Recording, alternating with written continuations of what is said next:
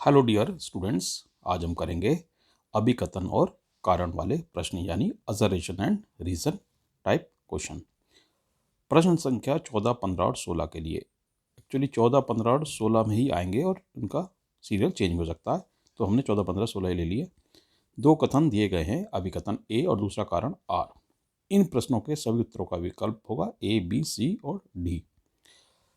ए तब देंगे जब ए और आर दोनों ही सत्य हो, ट्रू हो, और आर ए की सही व्याख्या करता हो यानी उसको सही रूप से समझा रहा हो।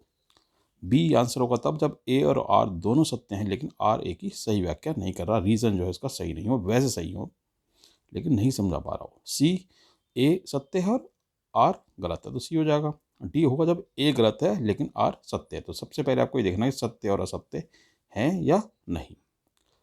तो अभिकथन ए है, एक्वा रेजिया सोना और प्लेटिनम को गलाने में सक्षम है। हाँ तो सक्षम है, तो ये तो ट्रू है, तो इसको हमने राइट लगा दिया, ट्रू है ये।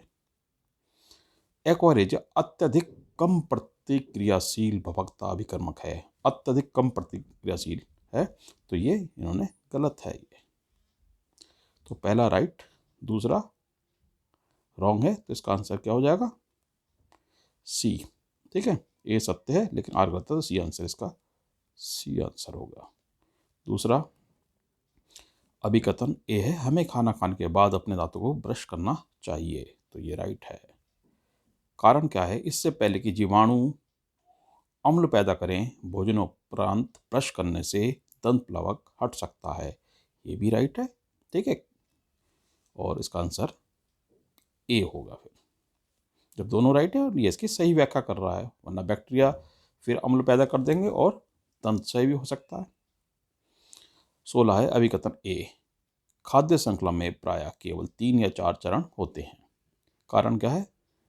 ये तो ठीक है भाई, खाद्य श्रृंखला में प्रायः केवल 3 या 4 चरण होते हैं। कारण है हमारे खाद्यान्न जैसे कि गेहूं और चावल, सब्जियां और फल और यहाँ तक कि मांस में भी कीटनाशकों की मात्रा अलग अलग होती है।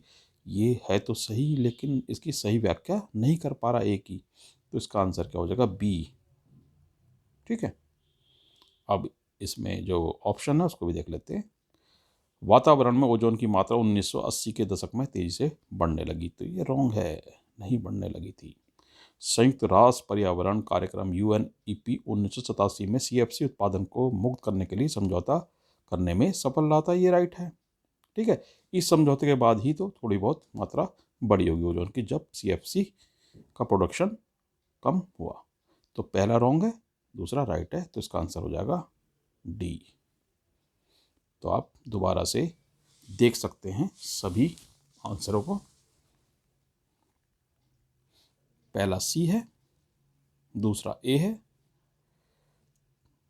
यानी पहले का मतलब यहाँ 14 से है क्योंकि 14 से स्टार्ट है ना। 14 वाला सी है, 15 वाला ए है, 16 वाला बी है, और इसका जो दूसरा पार्ट है ऑप्शन है वो डी है। तो इस तरीके से इस तरह के प्रश्न आएंगे 3 और एक ऑप्शन में आएगा, तो इस तरह के प्रश्नों की आप प्रैक्टिस कर लीजिए क्योंकि अभिकथन और कारण आप नहीं समझ पाएंगे उस समय अगर आप एग्ज़ाम में इस तरह के क्वेश्चन को देखेंगे। तो इसलिए इनके ऑप्शन को समझना बहुत ज़रूरी है। ये ऑप्शन है कि ए देना है कि बी, सी या डी आंसर आपको देखना है, तो इसको पढ़ना सबसे ज़्यादा ज़रूरी है पहले।